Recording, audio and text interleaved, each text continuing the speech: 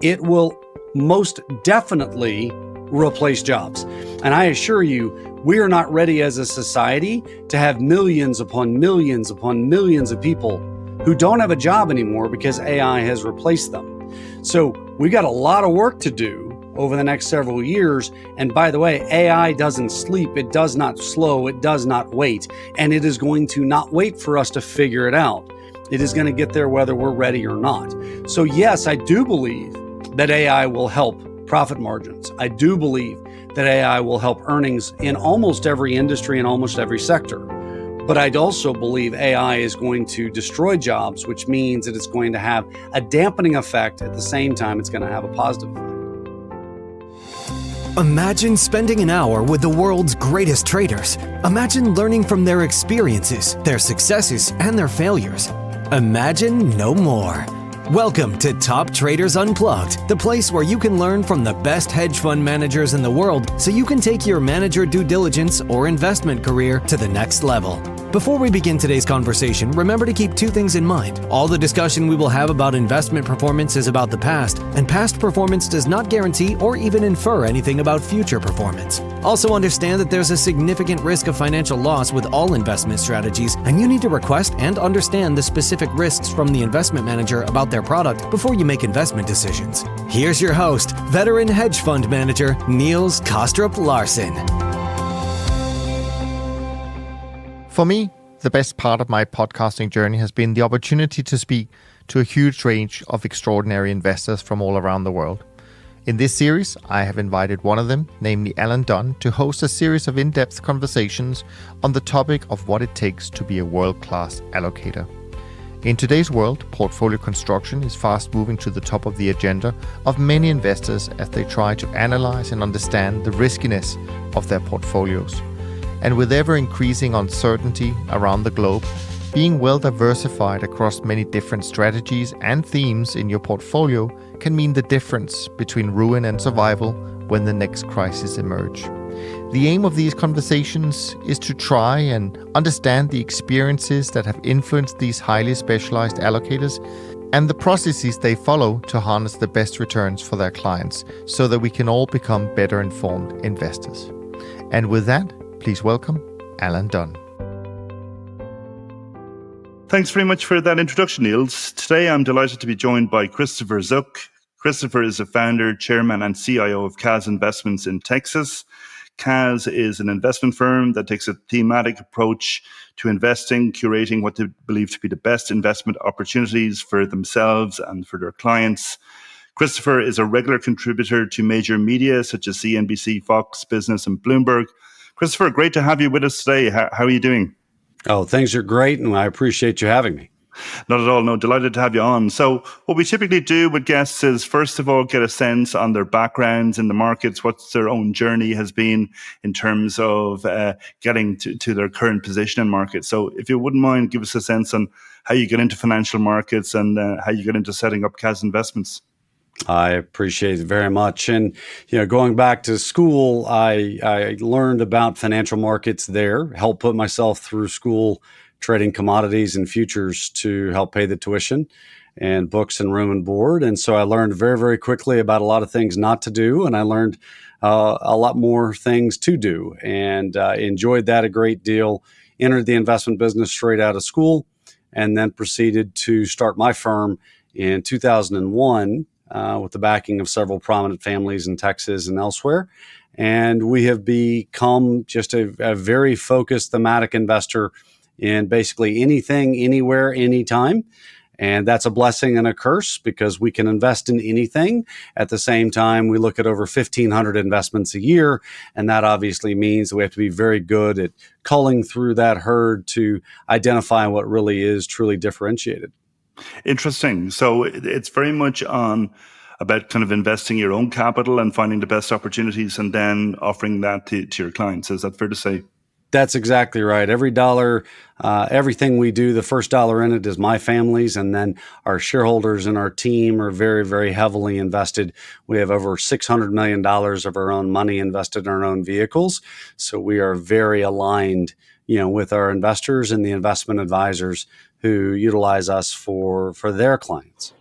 Okay, good stuff. So I took the opportunity to read your latest quarterly investment letter today. So I know you are somewhat cautious on the opportunities in capital markets at the moment. So maybe you could start off by giving us a sense in your current views on markets at this juncture. It's a fascinating time because of the fact that the stock market is a forward-looking animal. And so it is anticipating what it hopes is going to be a pause and then an easing by the Federal Reserve and other central banks around the world, and that we're going to be off to the races again. Inflation will come down, earnings will grow to the sky.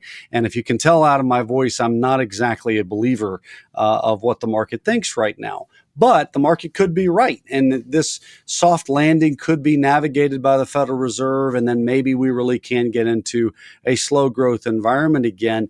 However, we look at the dichotomy between the stock market and its rally and the bond market, which is clearly telling us that there is a recession coming and it's going to be a doozy. So either the stock market is wrong or the bond market is wrong. And if we look at history, especially when you look at the inverted yield curve and its predictability of recessions, I'm going to definitely be more in the camp that the bond market has this one right. And that means the stock market is likely being a little bit overzealous and a little bit ahead of itself and is likely to have a day of reckoning pretty soon.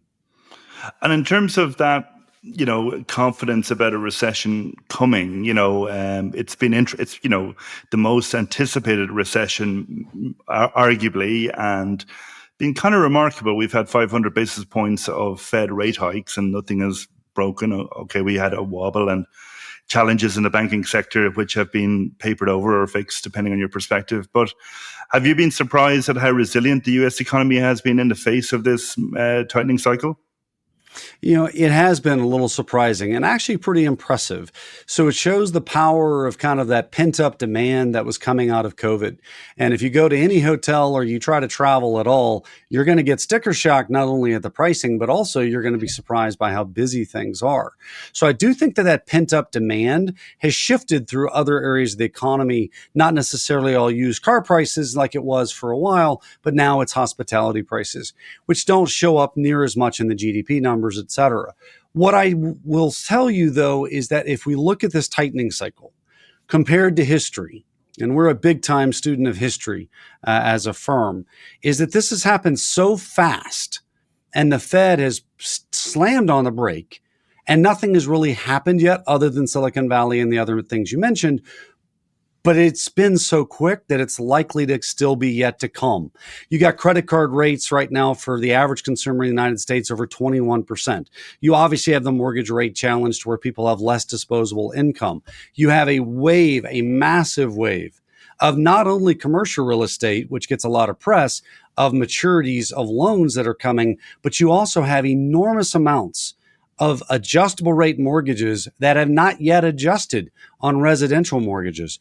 That is still going to happen primarily between 2024 and 2027. That's when we expect that there's going to be a lot of adjustment to spending habits, which of course is the biggest component of GDP, as well as the fact significant amounts of defaults that are going to come in the real estate world, which is going to lead to immense pain in the regional banks. We do believe that Silicon Valley Bank was the canary in the coal mine, and that problem can be managed through, but not easily. And it's going to have an impact on the economy. Okay, interesting, because obviously a lot of people have been talking about the fact that certainly households have come into this recession with good balance sheets or with balance sheets in good shape, and corporates as well.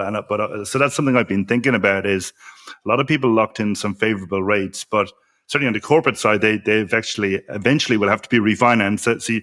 So you're thinking that kind of the 2024 to 27 period is where a lot of this refinancing, and I think in your letter you touched on real estate in particular. You think that's the time span where it'll really bite. Is that right? Oh, very much so. 24 to 27 is when most of the commercial real estate, and a lot of people don't understand the why behind that time frame. And the reason why is that 2019 to 2021, you had this enormous surge of borrowing that occurred, all at extraordinarily low interest rates. Most of those loans, not all of them, but most of them were done on a 20 or 30 year amortization, but they had a 5-year bullet meaning they had a maturity in 5 years when you had to refinance them. So 19 to 24, 20, obviously 21 to 26, 27, that's when we expect the majority of that to come to pass. But the thing I don't think is getting enough press right now is the impact on the consumer, because so much of the loans that were done were adjustable rate mortgages. You're right, and people are right in that the balance sheet for the average consumer is much better coming into this recession than really we've ever seen. And the same would be true for corporates. But most people, especially in the United States, are living as close to paycheck as they ever have, in spite of that healthier balance sheet. Well, they've just effectively lived off of the stimulus, and now that stimulus is gone. And so they're still living off of now savings, and that savings is basically almost gone. And so now they're rapidly increasing their credit card debt because they don't want to adjust their lifestyle, but they're going to have to.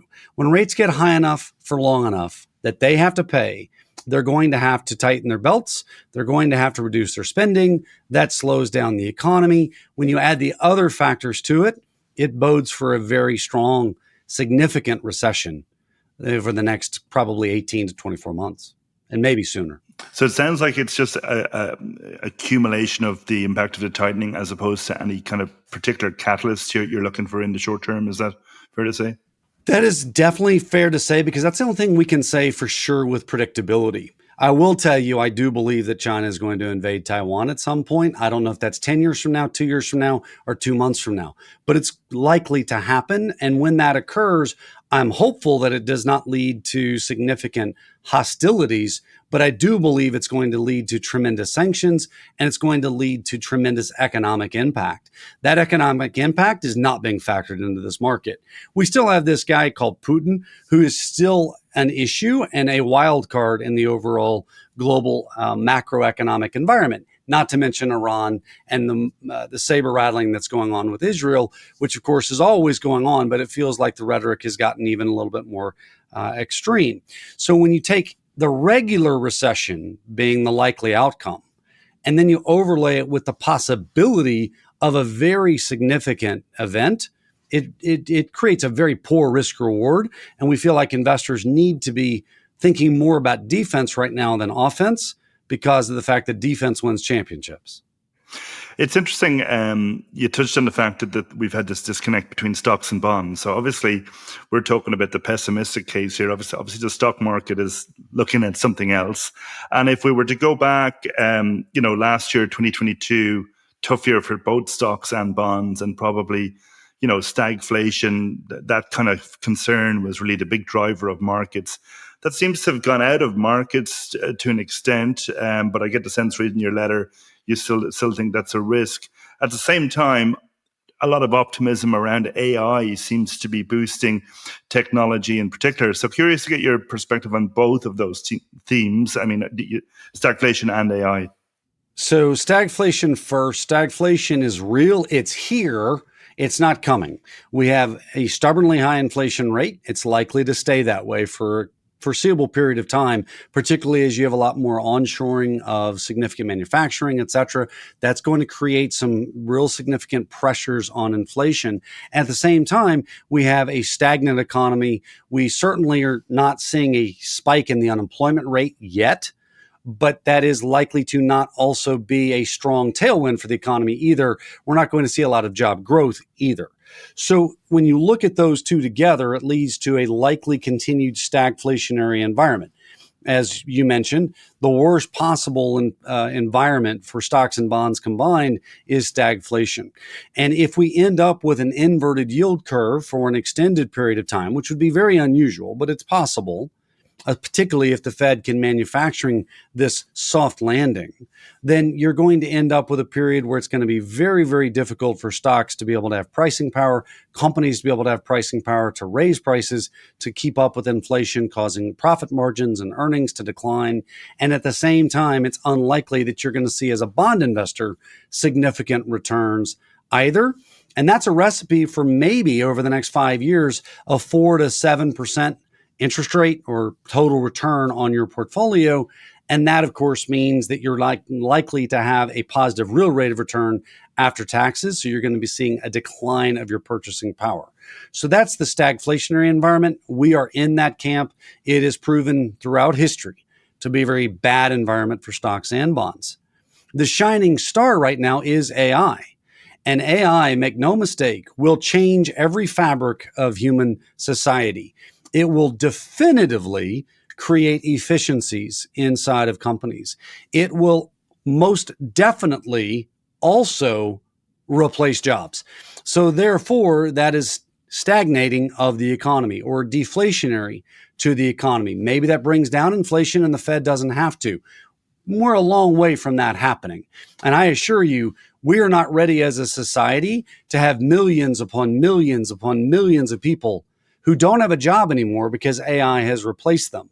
So we've got a lot of work to do over the next several years. And by the way, AI doesn't sleep. It does not slow. It does not wait. And it is going to not wait for us to figure it out. It is going to get there whether we're ready or not. So yes, I do believe that AI will help profit margins. I do believe that AI will help earnings in almost every industry and almost every sector. But I'd also believe AI is going to destroy jobs, which means that it's going to have a dampening effect. At the same time, it's going to have a positive effect. And you mentioned being a fan of history, a student of history, and people have drawn parallels. Obviously, even before we had the AI rally this year, I mean, the previous rally in technology stocks had parallels with 1999 and obviously the AI move now. You know, different views. Some people see it as the next bubble and want to participate because they think it's going to carry on for many years. Equally, I guess, with the internet bubble and burst, it did ultimately prove transformative. But that's not to say we didn't have a big bursting of the bubble first. Do you see a parallel there, or is that parallel too superficial? No, I think the parallel is a very good one. I think it may be not quite as widespread. So when we think about the tech bubble in 99, and then again, the SPAC bubble and the Reddit boards and the crypto and those kinds of things that happened, in 2019 to 2021, the differences between them are that everything went up in an extraordinary way, whether it deserved to or not. And you had companies like, in one of my letters, we talked about Rivian.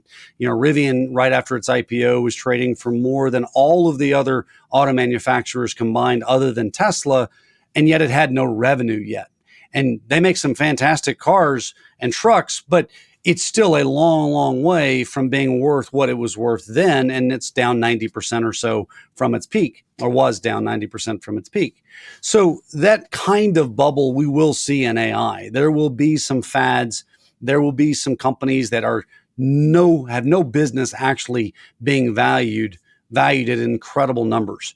That is when the bubble itself will be a problem. Today, it feels like the market is putting too much of stock, if you will, into what AI is going to do for earnings. And so it's getting ahead of its skis related to its actual impact in calendar 24, calendar 25, calendar 26.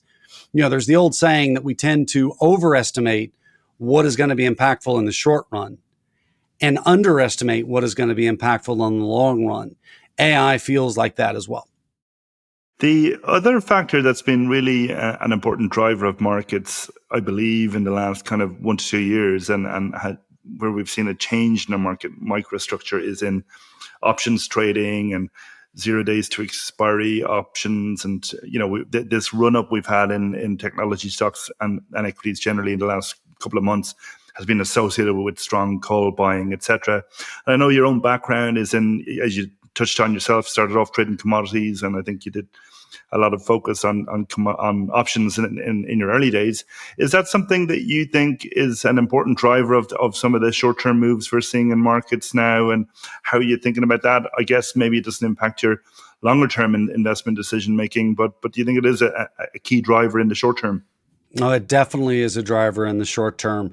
One of the things the Reddit board bubble taught investors is that if you really want to make a big bet, it's better to buy calls than it is to just go out and buy the stock, because you can get more leverage. And we all know that leverage cuts both ways. And most of those people, it cut badly when they were wrong and they were left with no chairs, to use the analogy, when music stopped. So those people really, really lost a lot of money, but they lost the premium that they paid for the options and nothing else. And so what has happened is, instead of people getting over leveraged with margin and getting margin calls, which ultimately then takes them to bankruptcy, what they were able to do is they were able to speculate with call options. And then when the calls expired, they just simply lost what they'd put in. And effectively, they looked like they were playing, quote, with the house's money. Well, that is emboldened investors today, that whenever the retail investor and the momentum type investor feels like they're catching on to a trend, they are really accelerating their bet with the options market, where they can control a lot more shares with a lot fewer dollars. That has a bigger market impact, as well as the way the short sellers got abused in early 21 has caused short sellers to be a lot more concerned and a lot more cautious. And so you have these more short-term indicative moves caused by things that really don't have anything to do with fundamentals. They're purely just supply-demand factors because of just an extreme amount of call buying. And obviously that usually ends badly. And we're seeing a lot more of that. It's a good contrarian indicator. But the market can stay irrational longer than you can stay solvent, is another statement that comes to mind. And so it doesn't affect what we do long term, but we have to pay attention to it in the short term.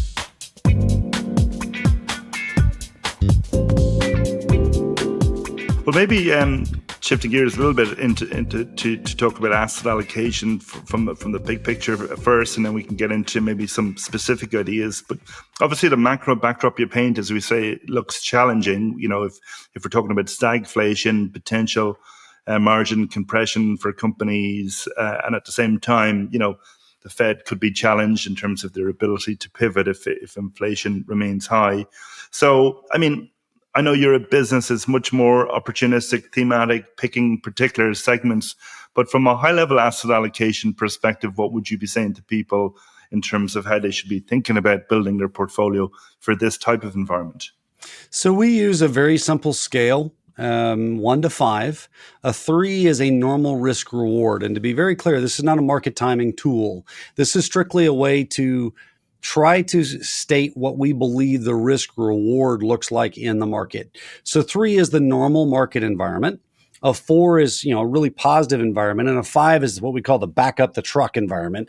The risk reward is so good. It's March 9th of 2009. It's, the COVID lows in March and April. It's those kinds of times when you can really, really get paid well to take risk. Just the same, 2 is a very negative risk reward. And a 1 is something to where you're just not really well paid for the risks that one is taking.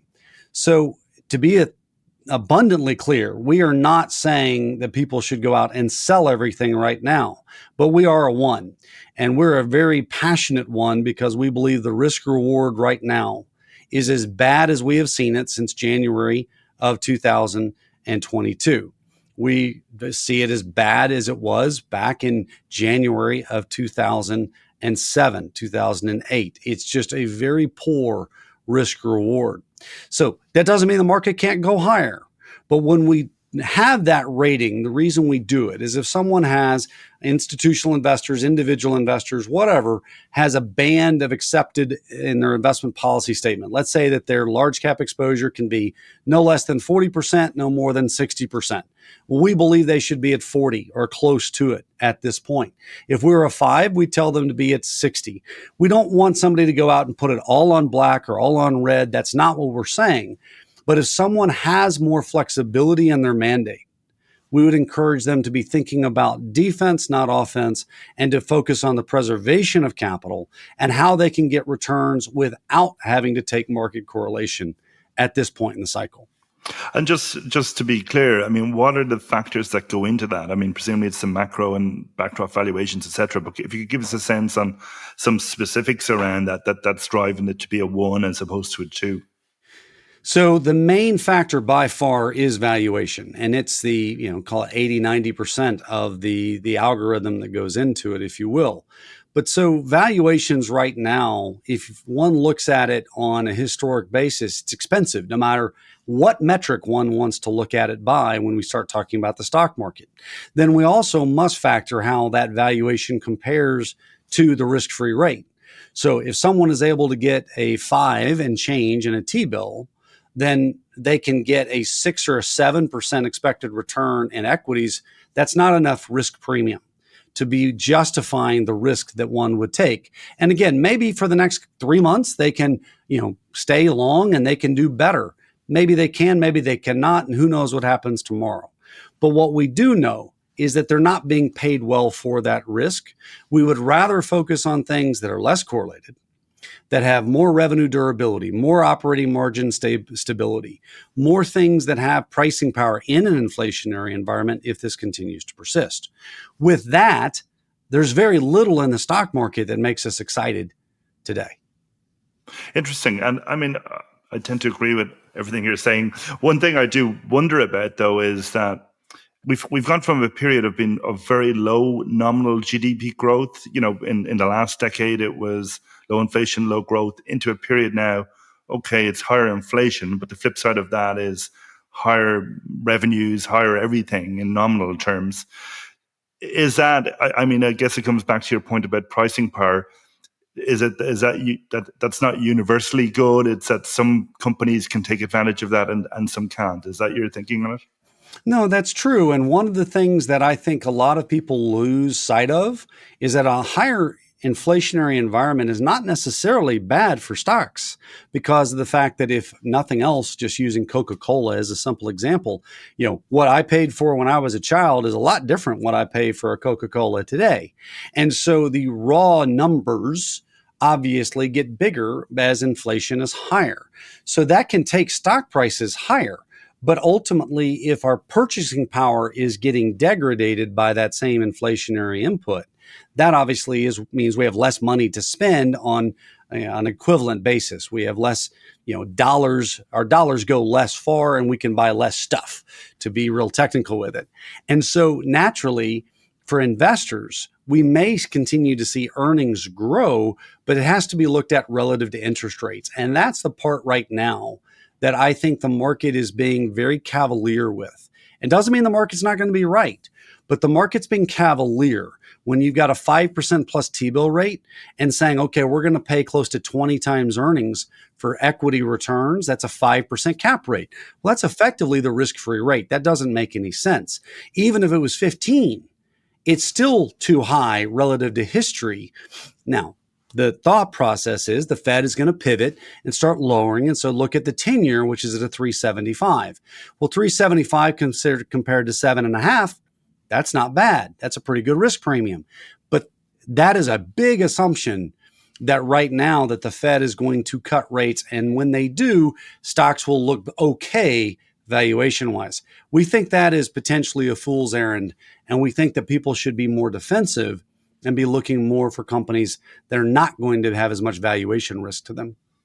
Okay, so maybe to get into that in a bit more detail, firstly, in terms of, in this type of environment, what types of specific opportunities are you looking at? And I guess it sounds like it's in the private markets much more so. It sounds like you're saying that the stock market, public markets are not offering those opportunities. So where do you see the opportunities?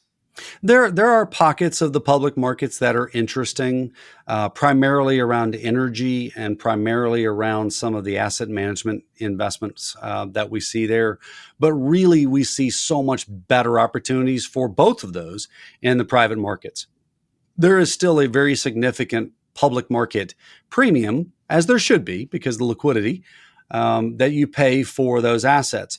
We don't think that for those investors that can, they should be satisfied with just investing in the public markets, because the private markets offers different things that we can't get in the public markets and better valuations by far, along with more stability, more predictability, less volatility, and I could go on. But when we look at the key factors we're looking for today are either assets that have been materially dislocated and they're just really inexpensive, and there are some pockets of that, and then the other side of the equation, which is persistency. Persistency is the most underrated tool in all of asset management, in my opinion. We want to find persistent revenues, persistent profit margins, and persistent profits as a result of that. That is very easy to find in some sectors. Owning professional sports teams, as an example, is an area that we have been very involved in lately and love it because of the persistent revenue streams that are there.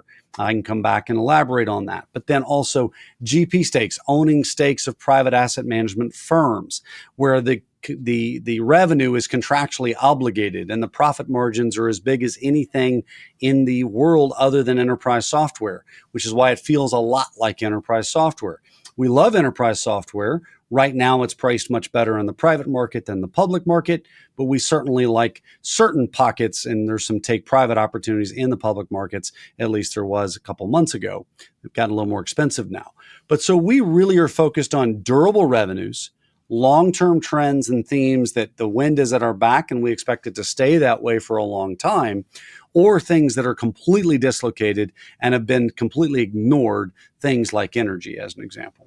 Okay, interesting. Well, maybe to get into those in a bit more detail. Obviously, you talk about sports teams, and I know that's been a focus for you. And I mean, that is something that seems to be garnering more attention, around the world. Over this side of the world, in Europe and over in the UK, a lot more interest from investors in football teams, and a suggestion that maybe the people are overpaying for assets in that sphere. I know the FT did an analysis on Man United's valuation, and they couldn't reconcile the bids. But I mean, curious to get your perspective. Is that something? Clearly, you don't see any valuation concerns there, but you do see kind of structural tailwinds in terms of investor interest, I guess. So the interesting thing is, if one looks at the historical ranges for valuations on sports teams, they actually haven't really changed much over time. The dollars certainly have, because these businesses have grown very significantly. What I will tell you is the theme, first and foremost, is cord cutting, and that is people going from broadcast and cable to streaming services such as Netflix, Amazon, Apple TV, etc. And the reason why that is such a strong theme is because everybody knows it's happening, but it also is something that's really difficult to profit from. Yes, somebody can go out and buy Netflix, or they can buy Apple and directly benefiting from that, but that's still got a lot of difficulty because it's really a content game. Well, what we decided to do is to bypass that layer entirely and go straight to the content itself. And so the only place that the advertisers can reach their audience is by going directly to live events, because otherwise people will choose to fast forward or ignore or completely not be willing to watch commercials. So that leads you to live events, and 92% of all the top live events in the world are professional sporting events. So therefore, there's a significant captured audience. And here in the United States, there's also another big trend, which is sports betting. Most states are having a lot of difficulty with their financial picture. In Texas, we don't have that, but there are more and more and more states that are facing deficits that they don't know how to fund. They don't want to raise taxes directly on the consumer, and so they're passing sports betting legislation, which obviously increases fan engagement. It increases the ability for those live events to even garner more sponsorship dollars, etc. So the theme itself is definitively cord cutting and sports betting. What we know is that these are also legalized monopolies. They are allowed to operate without competition. It's different in Europe to an extent.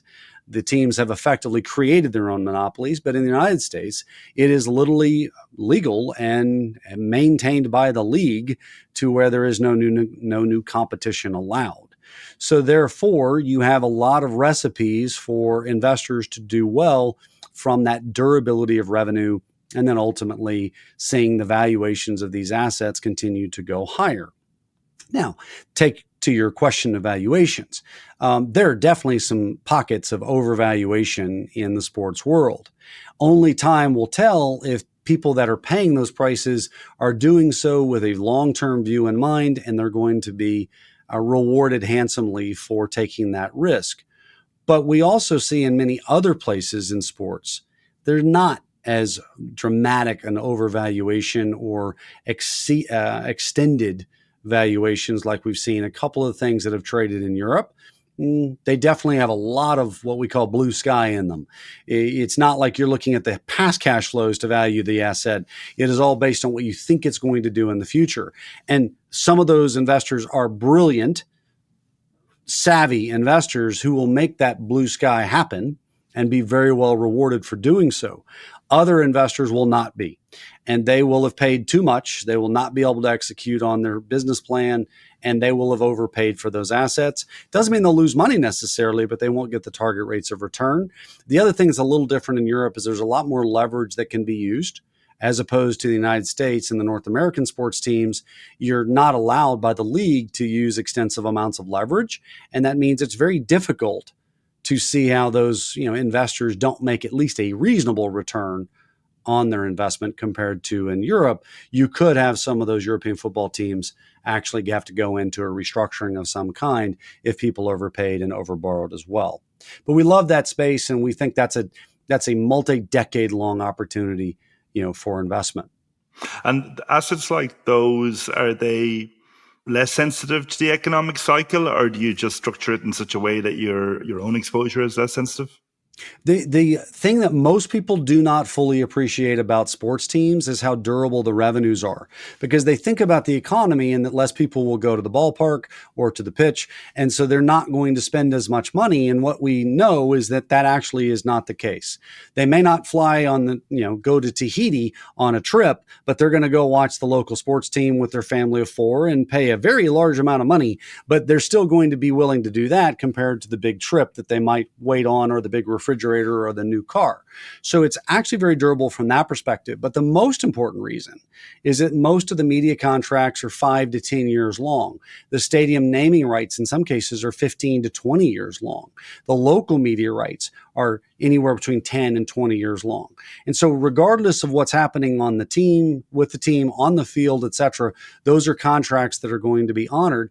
And then, of course, you have season ticket sales, which, depending on the team, can ebb or flow. But for so many teams, they are well subscribed for their season tickets year in and year out. And that's another durable revenue stream. And as we know, last time somebody went and got a beer at the ballpark, they probably paid more than the last time they were there. So there's a lot of inflation protection, as well as the fact that most of these professional sports teams also own the real estate around their facilities. And so there's also some real estate hedge as well against inflation. But it's just a really predictable business model compared to a lot of people think. Okay, interesting. And in terms of crafting that exposure and getting access, are you looking across all of the different sports, or have you particular favorites in the US? And what does access look like? Is it partnering with a specialist? Is it getting or via a dedicated PE fund, or how does that work? The answer is yes and yes and yes and yes. There's only one league in North America that currently will not allow institutional investors at this time, and that is in the NFL, the football, National Football League, American football. So that league right now, they still utilizes the two-legged rule. If you don't walk on two legs, you can't own it. So until that rule changes, institutions like us cannot own pieces of the NFL franchises. All of the others allow it, and all of them allow it in very specific, very unique situations, and only in those unique situations. So it's very difficult to get access to. It's not something that really most can do. So it does require strategic partnerships. It does require strategic relationships. We're just blessed that we have some excellent relationships in that space that we can partner with folks that have those approvals. Okay, good stuff. So the second area you mentioned that have those kind of characteristics of durability in terms of revenues and profit margins was GP stakes and the asset management industry. So good to get a sense on that. So most people think of the asset management industry, they think of mutual funds, they think of hedge funds, they think of separate accounts, ETFs, et cetera. And of course, those are absolutely part of the asset management industry. But the part that people know a little bit about, but not as much as they likely do the others, would be the private equity, private credit, private real estate, and real assets. Those sectors are all structured, as almost all, as partnerships. And so you have the limited partners who are the investors in the fund, and then you're going to have the general partners who manage that fund. The general partner, in the classic sense, is going to charge a 2% management fee and 20% of the profits. So they're going to put up a good chunk of their own money themselves to show that they're committed to the strategy. And so that's what we refer to as the GP balance sheet. So when you combine the nature of those management fee streams with the optionality that comes from the carried interest and the performance you can expect from the balance sheet, it creates an incredible three-legged cash flow machine that is an asset management business in the private markets. The management fees, most people, unless they've been involved in a private equity fund or private credit fund, they may not appreciate that those are contractual obligated management fees. So if the Teachers Retirement System of Texas, as an example, makes a $100 million commitment to a private equity fund, it doesn't matter what happens, they still have to pay the 2% management fee or whatever the fee is they're paying on that $100 million for at least 5 years typically, and sometimes as long as 10 to 12. So the manager of that fund is going to make, just from Texas teachers, $2 million a year in that illustration for at least 5 years to 10, and they can't get fired. There are very, very few businesses where you could do a very mediocre, even lousy job and not get fired. That is true for a private asset management firm. Now, hopefully, they also do a good job. And then they get 20% of the profits. So that $100 million from Texas teachers turns into $200 million.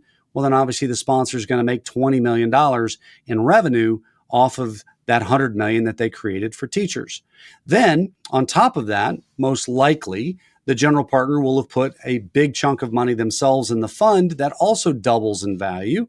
Well, naturally, they're not charging themselves a fee or a carry. And so they're going to see a double of their money from their balance sheet as well.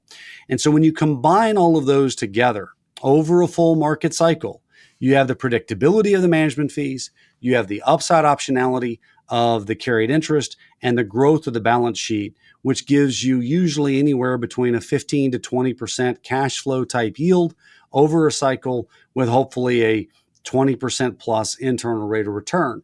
It's very difficult to get that anywhere else, especially when you consider that just from the management fees, that most of these firms are going to run between 40 and 70% operating margins, not including the carried interest revenue, not including the balance sheet growth in value. So it starts to feel a lot like enterprise software in that way. But even then, it's better than most enterprise software because most enterprise software contracts are year to year, maybe 2 years, maybe 3 years, sometimes 5, but rarely 10 years. And so you have all the stickiness, but you also have the profitability and you have the scalability. Because if you raise $1 billion fund, you're not going to need twice as many people to raise a $2 billion fund. And so you get a lot of operating leverage, as well as the fact that it's very capital unintensive. You don't need a bunch of property, plant, and equipment, if you will, to go out. It's a very much of a value add by people. Sounds fantastic. I mean, it makes you wonder, like, why are the GPs willing to give up such lucrative returns? It's the first, second, and third question that anybody should ask. If these really smart people are sellers, why would I want to be a buyer? And the answer is because they're selling usually 10 to 15% of their entire company, and they're keeping 85 to 90% of their entire company. And they're doing so because of the fact that they fully expect that they're going to grow the business faster with that strategic partner than they would have without that strategic partner. It's something that, we're very open about. We sold a stake in our firm to Tony Robbins in 2021. Tony was an investor, a client of ours first, wanted to learn more about what we were doing, then proceeded to own a piece of our firm. Well, we did that because the balance sheet capital that Tony and others put on the balance sheet gave us the ability to grow faster than we would have been able to on our own, as well as the fact there's a lot of opportunities available to us that would not have been available to us prior to him being involved. And that partnership value, is that in terms of bigger network of clients, or is it the capital presumably it's not capital for working capital purposes? It can be because of the fact that, so I'll take it away from us and talk to the industry as a whole for a second. So in our particular case, it was definitely balance sheet capital, but that is very often the case for other sponsors that would sell a GP stake. So let's just say that as an example, you raised $1 billion fund and you put up 20 million of your own money. Well, that's a significant check, but you could handle it. Then you raise a $2 billion fund, you got to write a $40 million check, and you haven't gotten the $20 million back. Now you're at 60 million that you're committed. And then you have the opportunity to raise a $5 billion fund, but you've got to put $100 million of your own money in it, and you haven't gotten the 60 back. Well, that means at some point, the size of your balance sheet will constrain your growth. And if you instead sold 15% of your company and got that cash on the balance sheet to make that commitment, you could now raise a $5 billion fund that's $100 million in revenue that has got the potential to earn 20% of the upside on $5 billion instead of growing slower. There's a lot of other strategic reasons, but one thing is for sure. If somebody is looking to go to the beach, if somebody is looking to just cash a check, we don't have an interest. It's not why we're in it. We're in it because we want to participate in firms that grow dramatically after we make the investment, and to also help them grow dramatically after we make that investment in their firm. Okay, interesting. Well, you've spoken about two particular opportunities, I guess, in the whole private space that look compelling. But obviously the private space is enormous: private equity, VC, private credit, private debt, and there have been, I guess, concerns raised about private markets more generally, and basically, I suppose, the concern is, or the question is, maybe historically banks participated as an intermediary, and that process has shifted more to private investors. So when things turn down, is there something lurking in the shadows that's going to be a problem for capital markets more generally? Kind of summarizing very broadly there. But is that a valid concern, or do you see pockets of the private markets industry where those concerns could be valid? There's definitely always bad actors in any industry. There's also just not wise investors in every industry. So there can be no question that, to quote Mr. Buffett, when the tide goes out, you find out who's wearing a bathing suit. And it is something to where there will be some firms that do get hurt because of the fact that the tide goes out and the recession is very significant. That said, when you look at private credit specifically, which is where most of those concerns revolve around, because it's pretty obvious what's happened in private equity.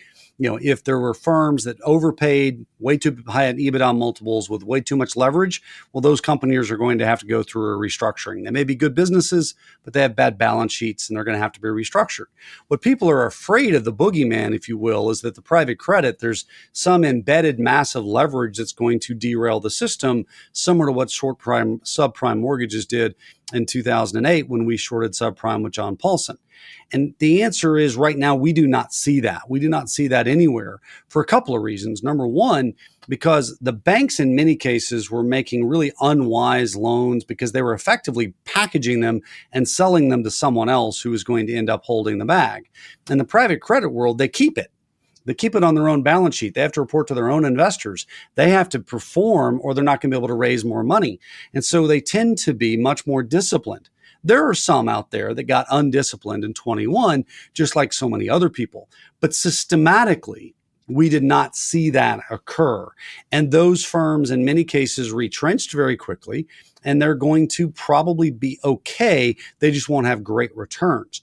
But on the other side of the equation, you've got those businesses that have received those loans. In many cases, they were given a lot of leeway. They were given a lot of flexibility that'll give them time to work things out. But even if they don't, the private credit world will be able to be better positioned than banks would to be able to help those businesses restructure, to reorganize, and ultimately, survive to fight another day, if you will. The other thing that most people do not fully appreciate is private credit is almost all floating rate debt. So the interest rate rise that we have seen is actually massively beneficial to those private credit managers, because maybe their default rates as an industry go up a little bit, and that's bad. But if instead their profitability is up 500 basis points simply because the Federal Reserve has raised rates by 500 basis points, well, that offsets a number of mistakes. So we specifically have positioned heavily into private credit because we love the fact that they're doing no more work than they were before. They're taking no more risk, in their opinion, than they were before, but yet they're making, in many cases, almost twice as much money. What was a 7% loan is now a 12% loan or a 14% loan because of simply the Federal Reserve's behavior over the last 18 months that we've seen it. I guess maybe what I'm getting to is something we've been talking about on this podcast a little bit, is that very often you look at the asset allocation plans for endowments or public pension plans or these long-term investors, and it might be public equities, private equities, VC, real estate, private credit, infrastructure, real assets, and maybe a little bit of diversifying strategy. So it feels like lots of shades of economic risk, or equity type risk wrapped up in different structures. Now, obviously, these are long-term investors, so they say, well, we can withstand ups and downs in the cycle. But, if you were to look at a portfolio like that, is that fair enough, do you think? Is that reasonable? Or do you think those types of portfolios are too levered on a similar type of risk? So I'll answer the question two ways. Number one is Governor Abbott was kind enough to appoint me to the State of Texas Pension Review Board. And so I chair the investment committee there. And I get to see what all 100 plans in the state of Texas are doing from an asset allocation standpoint. So I have a really good feel for that. What is consistently true is, except for all but a few, they are very underweight alternatives and private assets specifically.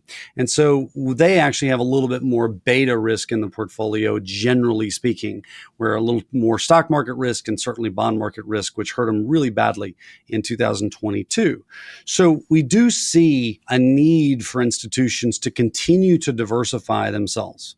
What we also encourage them to do, and we certainly can't control them, but we encourage them, as well as the other institutions that we talk to, investment advisors that we talk to, is, the all of the above strategy is wise.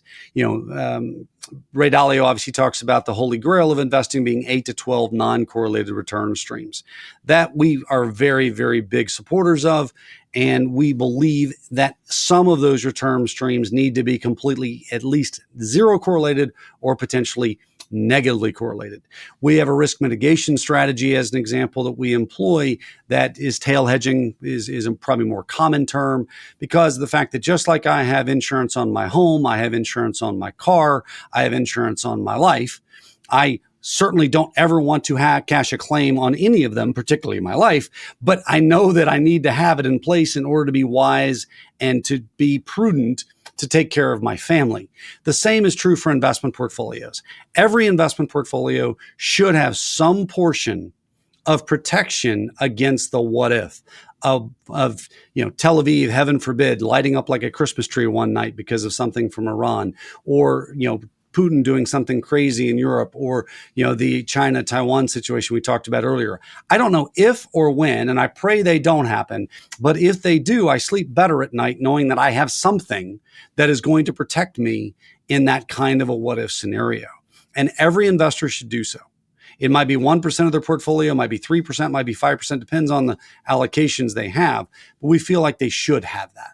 And in terms of risk mitigation, you mentioned that kind of tail hedge. You also mentioned your early days in commodity trading. Is commodity trading advisors trend following those types of strategies? Do you see those in the same bucket or as diversifiers? So they're definitely not the tail hedge, but they are very good diversifiers. And so we have utilized commodities as, I personally use commodities and experts in that space for all of my 30 plus year career, because of the fact that I definitely like the one is zigging, the other is zagging concept. It was very, very difficult for people to stay the course. Just the same as in Houston, there was a lot of people that canceled their flood insurance a year before Hurricane Harvey, thinking, it'll never be needed. And then obviously their home was wiped out, and it was tragic. People need to look at it as truly an asset allocation decision. This is X% of my portfolio. It's hopefully going to make me a profit over time, but even if it doesn't, it's going to reduce the standard deviation of the portfolio in a significant way. We look at tail hedging as more of a true convexity, positively asymmetric return stream, but the commodities act in a very strong way as that diversifier to provide hopefully positive returns, but also less correlation or negative correlation. Obviously, as you construct all of these investment ideas and strategies, it strikes me that you're pinpointing particular areas where you do see value and compelling opportunity. When you do that, how do you think about who are the right people to partner with? How do you select managers? How do you select partners? And what's the thought process around that? Number 1, 2, and 3 rules are to find the specialist, the best in that space. We're very fortunate because of the size of the checks that we write to where we can write a $5 million check or we can write a $1 billion check. So that gives us access to just about anybody that we want to invest with. And so the number one thing for us is to find the right partner who is truly the domain expert. We tend to like and prefer sector specialists as a result of that. If someone is an enterprise software, that's who we believe, we want to be in the best enterprise software. If that's all they do, we feel like they have an information advantage over most of their competitors. Same would be true in multiple facets of technology or healthcare or energy, et cetera. We don't really like people that are tourists. And if you look at the energy world as an example, we can tell you story after story of firms that thought, oh, we can do energy, it's easy. But they didn't have the geologists, they didn't have the petroleum engineers, and they absolutely left Texas with a tail between their legs because they realized it's hard. It's not easy. And so therefore, if they're a tourist, they tend not to do very well. We'd rather be with those that are truly the experts in that space, and that usually comes with sector specialists. The other side of it is what you described when there's multiple players that are truly outstanding. What is it that differentiates them? For us, there needs to be some discernible edge. It could be an information edge. It could be a sourcing edge. It could be, just the team edge. It could be a background edge. And what we look for is persistency. Persistency, I mentioned it earlier, is to me the most underappreciated word in all of finance. Persistency of returns is better than just absolute performance because they may be hot today and they're cold tomorrow. I'd rather have the steady, solid performer, not boring, not average, but somebody who's excellent and they're proven that they have that edge that allows them to deliver persistent returns, which usually comes from a persistent playbook that they apply to their area of expertise.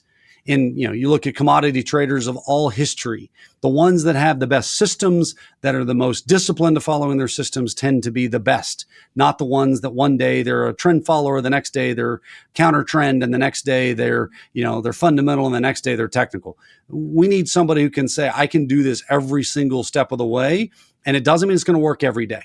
But I'm going to stick with a strategy that's proven that we know is going to work over time. That's true in the private markets. It's true in the public markets. And ultimately, it is incredibly important to us to believe that it's going to be able to be persistent into the future. Okay. And is that something you've always got right, or you've always known, or is that something that's been have you learned some lessons over the years in terms of that manager selection, that partnership selection process? Oh, absolutely. I mean, we all learn more from our mistakes than we learn from our successes. And one of the things that I tried to do, and I still try to do, and we try to make sure everybody in our firm does, is to be that student of history, because it is a lot less expensive to learn by other people's mistakes than our own. But we have made mistakes and we learn from those mistakes, and we're hypercritical of ourselves when we make those mistakes. But when we look at history, one of the things I tried to do is I tried to read every single thing I could from every top trader, every top investor of all history. And what you see is patterns that are consistently applied and that you can identify when you're talking to potential managers, potential partners. And then from there, being willing to admit when one makes a mistake, do so quickly, move on from that mistake the best way that you possibly can, and then simply try not to repeat that same mistake. The definition of insanity is doing the same thing over and over and expecting a different result. We want to not make that mistake by looking at what are our processes, how did we evaluate, where did we get something wrong? And that was true whether it's hiring a manager or hiring somebody for our team. we know we're not going to be perfect. So we want to make sure that we hire slowly and we fire quickly. And we're going to want to do the same thing with investment managers that we're going to partner with. Just thinking, obviously, you kind of touched on two quite interesting but quite distinct opportunities: GP stakes and the sports teams. Obviously, you described that the characteristics in terms of durability of revenues and profit margins, etc. But I mean, what is the idea generation within the team to kind of say, well, what are the next two or three thematic ideas?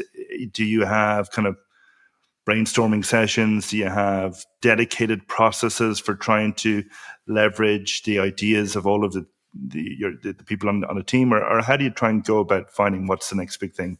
So the thematic approach is going to be much more of a traditional top-down view of the world and coming up with what's happening in the space. And sometimes it is going to be something that we lead the charge on. If we're looking for something in a specific area, secondaries as an example, or energy, the areas that we're looking at in venture lending right now and distressed credit. We are actively out there looking for managers that we don't know that are specialists in that space. At the same time, we know hundreds of sponsors and have great relationships with hundreds of sponsors after 22 years of doing this. And so we are always talking to them. And I love to ask the question of each of the people that we meet with. I ask everyone two questions. Number one is, what do you see in your world today that is different than it was a year ago? And how is that going to continue to evolve and change in your sector? Then you can identify forward-looking themes. The second question that I love to ask everybody is, what is the greatest challenge in your business today? Not necessarily problem, but what is the greatest challenge? And you learn a lot about what they're struggling with or what they're identifying as challenges that they're going to need to overcome. Not directly to your question, but I think it's something for the audience to benefit from. The other side of it, though, is once you develop these overall overarching themes, is you just begin to test them. And you start to say, okay, what is the positive unintended consequence of cord cutting? What is the negative unintended consequence of cord cutting? Who's going to get hurt? Who's going to benefit? How do you avoid getting involved in the third derivative? How much can we get closer to the first derivative? When oil prices went down dramatically in 2014-15, there was a lot of ways to try to take advantage of that. What we tried to do was to get as close as possible to the thing we thought we could predict the most, which was the price of crude oil. If you buy credit, if you buy equities, you might get right on crude oil and you may get wrong on the investment itself. So we ultimately decided to do something specifically with crude oil because that's what we had the most confidence in. Same thing would be true today with what we're seeing in energy, also in secondaries, et cetera. Venture lending, another great example. There's just significant opportunities there that didn't exist 18 months ago. That is the ability for us to identify, go find that. And then sometimes, doesn't happen that often, but it does happen some, where some of our partners come to us and say, Christopher, you're not paying attention. You need to be focused on this area. It's the best opportunity we've seen in a long time. Now, that may be them talking their book, but if they have a compelling enough argument, we're going to listen to it. And then we're going to ultimately decide if we agree with them or not and take advantage of it if we feel like they truly are onto something. Okay, very good. I'm conscious of time, and a couple of things I wanted to ask you before we wrapped up. One was, you mentioned Tony Robbins and how he had taken a stake in your firm, I believe you said, and I read somewhere else that that was one of the biggest influences on you personally, professionally. So tell us a little bit more about that. Tony, I've followed Tony's work since literally I graduated from college and was 21 years old at the time. And so I've really always followed what he does. I set a goal 10 years into the future, literally when I was 21 years old, to open up my own firm named CAZ Investments. And it was going to be an investment firm and ultimately what it has become today. And sure enough, 9 years and 9 months later, not a coincidence, I opened up the firm. So Tony's, so known for what he's able to do for personal development. And obviously he's helped me tremendously in my personal development, but he's also very well known for his business acumen. He's one of the smartest, most savvy investors as far as understanding marketing and where themes are going and trends are going, and the ability for him to be able to see how to explain things in a way that is very unique and differentiated. One of the things Tony has a tremendous gift of, which is to be able to take something extraordinarily complex and to make it understandable to the vast majority of people. So he's been really, really helpful in that regard. But I've said it before, I'll say it here, other than my wife and my faith, there's no impact on my life that's had more of a positive impact or just an impact in general than Tony has had. Very good. Well, that brings us to the final question, and it's just around advice you would have for other people, new entrants into the industry or investors generally. You did mention how you read, I think you said all the top traders and the mistakes and to try and learn from them. Any particular standouts, from all of that reading in terms of things you would recommend for people to have a look at as part of their investing journey? Number one is read everything you can. I've read on average over my 32-year career and going back to school over a book a week for that entire period of time.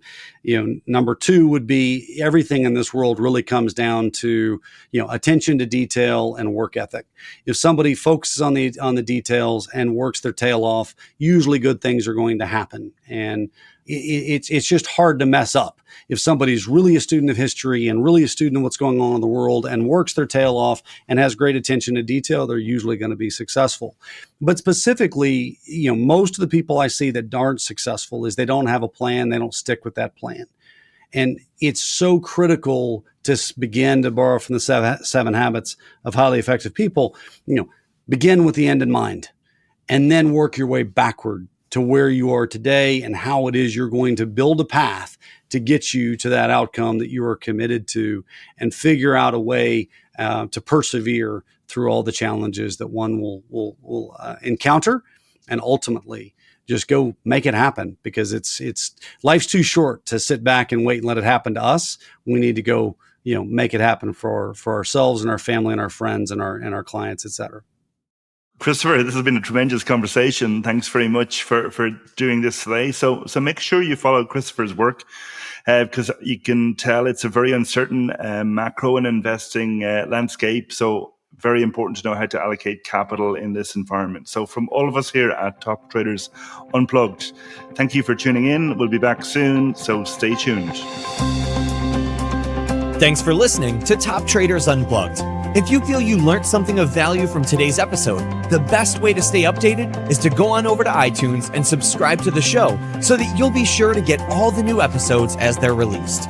We have some amazing guests lined up for you, and to ensure our show continues to grow, please leave us an honest rating and review in iTunes. It only takes a minute, and it's the best way to show us you love the podcast. We'll see you next time on Top Traders Unplugged.